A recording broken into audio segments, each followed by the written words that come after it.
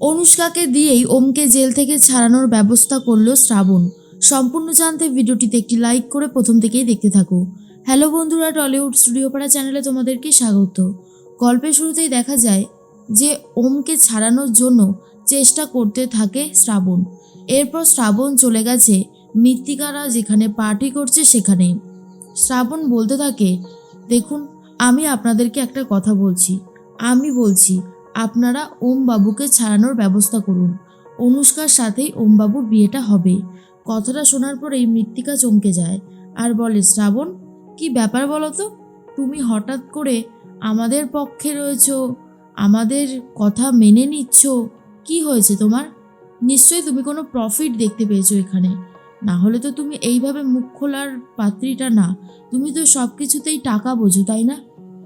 শ্রাবণ তখন বলে, দেখুন নতুন মা, টাকা বুঝি কি সম্পর্ক গুরুত্ব বুঝি সেটা না। আমি যখন বলেছি আমি মিস্টার ঘোষের জীবন থেকে চলে যাব আর আপনারা তখনই অনুষ্কার সাথে ওমের বিয়েটা দিতে পারবেন, তাহলে তো আর প্রবলেম থাকার কথা না। সেই জন্যই বলছি আর কি, যে আপনারা মিস্টার ঘোষকে ছাড়ানোর ব্যবস্থা করুন। যেটা আপনারা চেয়েছেন সেটাই হবে। আমি কোনোভাবেই আর মিস্টার ঘোষের জীবনে থাকবো না। কথাটা অভি দূর থেকে শুনতে পায় আর তখনই মনে মনে ভাবতে থাকে, তাহলে কি এবারে শ্রাবণ আমার কাছে আসবে? উফ, তাহলে তো খুবই মজা হবে। এরপর শ্রাবণ সেখান থেকে চলে যায় আর তখনই মৃত্তিকা ভাবতে থাকে, কেন শ্রাবণ এই ডিসিশনটা নিল? এতে ওর কি প্রফিট আছে, বা ওকে অন্য কোনো প্ল্যান করছে? এই সমস্ত কিছু যখন ভাবতে থাকে তখনই অনুষ্কার মা বলে, মৃত্তিকা, কি ভাবছো এত? মৃত্তিকা তখন বলে, শ্রাবণকে তোমরা চেনো না, আমি খুব ভালো মতন এই কদিনে চিনে গেছি। হঠাৎ করে ও কেন এই কথাটা বলল সেটাই বোঝার চেষ্টা করছি আর কি। কামিনী তখন বলে, উফ, কি যে হয়েছে তোর মাথার মধ্যে? শুধু শ্রাবণ আর শ্রাবণ, শ্রাবণ এই করেছে, শ্রাবণ ওই করতে পারে, শ্রাবণ এটা করবে। আরে বাবা, সারাক্ষণ যদি তুই একটা মানুষকে নিয়ে পড়ে থাকিস তাহলে কি করে হবে? আর সব থেকে বড় কথা হচ্ছে যে তুই এরকমভাবে থাকতে থাকতে একটা সময় পাগল হয়ে যাবি। এটা বাদ দে, যা হবার হয়েছে। তোরা যেটা চেয়েছিলি সেটাই তো হয়েছে। মৃত্তিকা বলে, না রে, তোরা যতটা সহজ করে ভাবছিস আমি ততটা ভাবতে পারছি না। এই মেয়েকে তো হাড়ে হাড়ে চিনি আমি, সেই জন্যই বলছি আর কি। আচ্ছা, ও আমাদের সবার কনভারসেশন শুনে নিল না তো, যে আমরা কামিনীকে নিয়ে আলোচনা করছিলাম? না, মানে হতেই তো পারে। আর ঠিক তখনই মৃত্তিকার কথা শুনে কামিনী বলে, তেমনটা সহজ না। আরে ও হার মেনে নিয়েছে, তাই চলে যেতে চাইছে, সিম্পল। এর মধ্যেই অভি চলে গেছে শ্রাবণের কাছে আর বলে, শ্রাবণ, সত্যিই তুমি তুমি মিস্টার ঘোষকে ডিভোর্স দিয়ে এবারে আমার কাছে আসবে? বলো, আমি তোমাকে রানী করে রাখবো, কারণ আমি তোমাকে ভীষণ ভালোবাসি, বিশ্বাস করো। আর তখনই শ্রাবণ বলে, আমার জন্য একটা কাজ করে দিতে পারবে? এ ধরো, এটা হচ্ছে প্রেসক্রিপশন, ডক্টর কামিনী বেরা। এর কাছ থেকে সত্যিটা জানতে হবে। এ কীরকম ডাক্তার, এ কীরকম সব কিছু করে, ব্যবহার কেমন, সবটা, এর পুরো ডিটেলস আমার চাই। পারবে এনে দিতে? তখনই অভি বলে, কেন, এই ডিটেলস নিয়ে তুমি কি করবে? আর তখনই শ্রাবণ বলে, তারপরে আসল স্টেপটা নেব।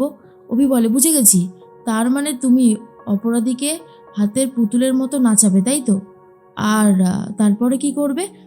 তখনই শ্রাবণ বলে, বাকিটা আমি সব দেখে নেব, তুমি শুধু আমার এই কাজটা করে দাও। অভি তখন বলে, তুমি আমাকে লাস্টে ছেড়ে দেবে না তো? তখনই শ্রাবণ বলে, জানতাম তুমি করবে না, দাও কাগজটা আমাকে দাও। আর তখনই অভি বলে, না না, কে বলেছে করবো না, আমি কাজটা করব, আমি খুব ইন্টারেস্টেড আছি, বলেই প্রেসক্রিপশনটা নিয়ে ঘর থেকে বেরিয়ে যায়। তখনই শ্রাবণ বলতে থাকে, তুমি অনেক মানুষকে ঠকিয়েছো অভি, তুমি আমাকে ঠকিয়েছো, তুমি রোহিণীকে ঠকাচ্ছ, এবার দেখো তোমার কি অবস্থা আমি করি। অন্যদিকে অনুষ্কাকে নিয়েই চলে গেছে থানায়। আর তার মধ্যেই ওম তখন বলে, আমাকে কি আজকে ছেড়ে দেওয়া হবে শ্রাবণ? শ্রাবণ তখন বলে, হ্যাঁ মিস্টার ঘোষ, আজ আপনাকে ছেড়ে দেওয়া হবে। ওম তখন বলে, ভেঙ্কি বলেছিল কেউ যদি ছাড়াতে পারে তাহলে সেটা তুমিই পারবে। আজ আমার খুব আনন্দ হচ্ছে। এরপরে অনুষ্কা চলে এসেছে তো, আর দেখেছে ওম, সেটার জন্য আরও রেগে যায়। অফিসার বলে, এখানে একটা সাইন করে দিন। ওম সেখানে সাইন করে দেয়। এরপরেই অনুষ্কা বলে, বাহ, এবারে ওম, তোমাকে তো আমায় বিয়ে করতে হবে। কথাটা শোনার পরেই ওম চমকে যায় আর বলে, কেন, আমি তোমাকে কেন বিয়ে করতে যাব? তুমি আমার উপরে এত বড় একটা অ্যালিগেশন এনেছো, তোমার মনে হয় আমি তোমাকে বিয়ে করব? ওমের কথা শুনে অনুষ্কা বলে, শ্রাবণ নিজে কথা দিয়েছে যে ও তোমার সাথে আমার বিয়েটা দেবে। শ্রাবণের এই ডিসিশনটা শুনে রেগে গেছে এবারে ওম, আর বলে কি করে ভাবলে তুমি শ্রাবণ? না না, তুমি কি ভেবেছো তুমি এইভাবে আমাকে জব্দ করবে? অসম্ভব, তুমি কে আমার লাইফে সিদ্ধান্ত নেওয়ার? হ্যাঁ, তোমার সাহস দেখে আমি অবাক হয়ে যাচ্ছি।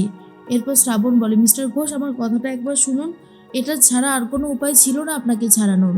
শ্রাবণের কথা শুনে অভি তো এদিক ওদিক খুঁজছে কোনোভাবে কামিনীবের ডিটেলসটা জোগাড় করা যায় কিনা। অন্যদিকে ওম তো প্রচণ্ড রেগে গেছে, থানা থেকে বেরিয়ে যায়, গাড়িতে উঠে নিজের মতন করে চলে যাচ্ছে, শ্রাবণকে আর নেয়ও না। আর শ্রাবণ তখন ভাবে, আমি জানি মিস্টার ঘোষ আপনার আমার উপরে ভীষণ রাগ হচ্ছে, কিন্তু বিশ্বাস করুন আমি কিছু করতে পারছি না এই মুহূর্তে, এটা ছাড়া আমার কাছে আর কোনো উপায় নেই। সত্যিটা সামনে আনতে গেলে এইটুকু স্টেপ তো আমাকে নিতেই হতো। এদিকে মৃত্তিকা ঘরে বসে বসে ভাবে, কেন শ্রাবণ এই কাজটা করলো, কিসের জন্য? শ্রাবণ এত সহজে ওমকে ছেড়ে দিতে রাজি বা হলো কেন? ও তো খুব ভালো মতন জানে অনুষ্কা পুরোটাই মিথ্যে কথা বলছে, আর তারপরেও এরকম একটা ডিসিশন নেওয়া, আমি ঠিক বুঝতে পারলাম না কেসটা কি হলো। তার মধ্যেই তখনই বারবার করে এটা ভাবতে থাকে যে আদৌ মিস্টার ঘোষ অনুষ্কাকে বিয়ে করবে তো? বিয়ে তো করতেই হবে, কথা দেওয়া হচ্ছে। এরপরে দাদুর কাছে চলে এসেছে শ্রাবণ আর বলে, দাদু জানো তো মিস্টার ঘোষ প্রচণ্ড রেগে গেছে, তুমি ওনাকে একটু বুঝিয়ে বলো। এর মধ্যেই চলে এসেছে ওম আর বলে, ওল্ড ম্যান আমাকে কি বুঝিয়ে বলবে শ্রাবণ? না না, তুমি কি ভাবছো যে তুমি আমার লাইফে সিদ্ধান্ত নেবে? আমার লাইফে আমি সিদ্ধান্ত নেব, আমি অনুষ্কাকে বিয়ে করব কি করব না সেটা সম্পূর্ণ আমার ব্যাপার, সেখানে তুমি নাক গলাতে পারো না। তখনই ওল্ডম্যান বলে, আচ্ছা নাতিবাবু তুমি একটু শান্ত হও, আমি আমি বলছি তুমি একটু শান্ত হও। তখনই ওল্ডম্যানকে ওম বলে, আচ্ছা ওল্ডম্যান তুমি কেন শ্রাবণের এই ডিসিশনে হ্যাঁ বলেছো, বলো কিসের জন্য? তখন ওল্ডম্যান বলে, দেখো নাতিবাবু, যখনই নাতবউ আমাকে এসে বলল, আসলে আমি চেয়েছিলাম তুমি এই বাড়িতে ফিরে এসো, যেভাবেই হোক ফিরে এসো, তারপরে তুমি আর নাতবউ দুজনে মিলে সবটা সামলাও, আমি কি কোনো অন্যায় কিছু চেয়েছি বলো? আর তখন ও বলে, এর থেকে তো আমার কোর্টে যাওয়াটাই ভালো ছিল, কোর্টে গিয়ে আমি নিজের জন্য লড়াই করতে পারতাম, বেকসুর খালাস হয়ে বেরিয়ে আসতাম, আমি কেসটা জিততে পারতাম, কিন্তু এখন যেই পরিস্থিতি হয়েছে আমি আর এভাবে বাঁচতে পারবো না দাদু, আমি আবার দরকার পড়লে থানায় ফিরে যাচ্ছি, আমি ওদেরকে বলছি অ্যারেস্ট করতে, আমি দরকার পড়লে কোর্টে এই কেসটা লড়বো আর লড়ে জিতে যাব, কিন্তু এইভাবে আমি অনুষ্কাকে বিয়ে করব না, যে আমার উপর এত বড় একটা মিথ্যের বোঝা চাপিয়ে দিয়েছে, চারিদিকে একটা ঝিঝি পড়ে গেছে আমাকে নিয়ে, আমি কোনোভাবেই আমি অনুষ্কাকে ক্ষমা করব না।